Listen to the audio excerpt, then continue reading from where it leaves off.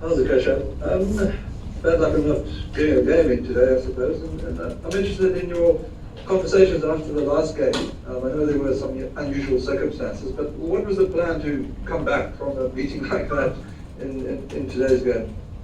Yeah, obviously it wasn't ideal after putting in such a spectacular performance with the bat in the first ODI, but I think our ODI batting unit has done relatively well in the last 18 months and been consistent, so we sort of give and take that and understand that it was bound to happen, but I think the boys understood where we went wrong and sort of showed some rectification of it today. Thanks, Telford. For those, thank you. Hi Keshav. Keshav, the next one day cricket you play from here, all of it will be directed at the World Cup Super League.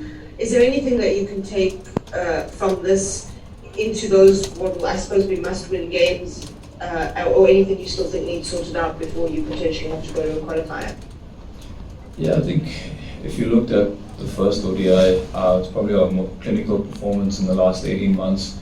And I think if we just can replicate our sort of mindset towards how we approach the games, and the adaptation of the wicket was the most crucial thing. So I think if we keep building on the things that we've done, I think we should be okay. But obviously it's a tough schedule ahead in terms of the countries that we have to play for points, but we'll take that in our stride as it comes. Thanks for those. Kim, then Heinz.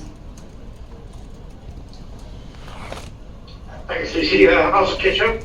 I'm just interested in the thinking around the toss and batting first today. Yeah, obviously overhead conditions told you a different story, but just looking at the wicket, it looked quite dry, and we felt with the two spinners in our team that we sort of allow the wicket to deteriorate, and hopefully we could have utilised that in the second innings, similar to what happened in Durham.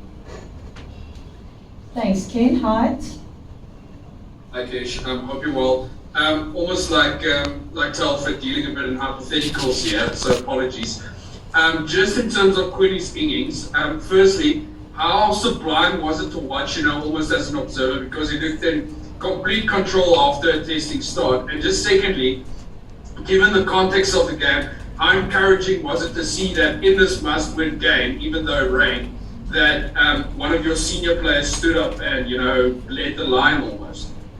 Yeah, I think Quinny is probably back to his best. The skill factor that he possesses is probably some of the best in the world, if not one of the best in the world.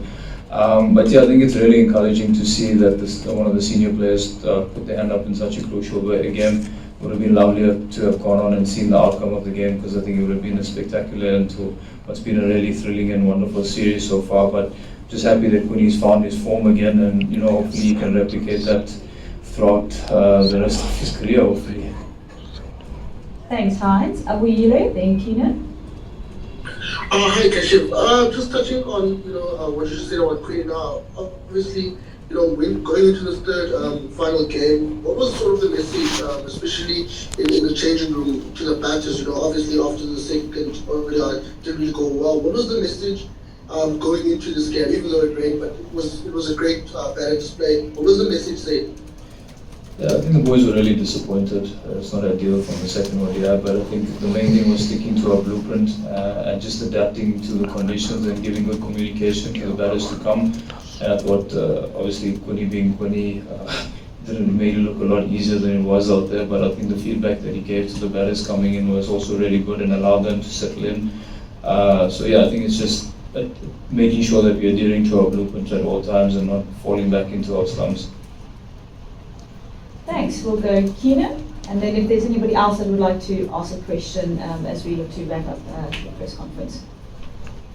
I was just wondering, in terms of the weather, how disappointing is the first game was that Durham was extremely hot, and the second game was restricted to 29 overs inside, and then the third game now banned as an outlet taking it for the play in such conditions. Yeah, obviously the rain's beyond our control. Can't really comment too much on that, but yeah, I guess we turned up here to play cricket. It's unfortunate, so a little bit frustrating, but I suppose we can only control what we can. Thanks, Keenan. With that'll conclude the press conference featuring Keshav. Thank you very much for joining us, everyone. The audio and video files will be available shortly. See you in the T20s. Thank you. Thanks, Lucy. Thanks, Keshav. Cheers, Ken.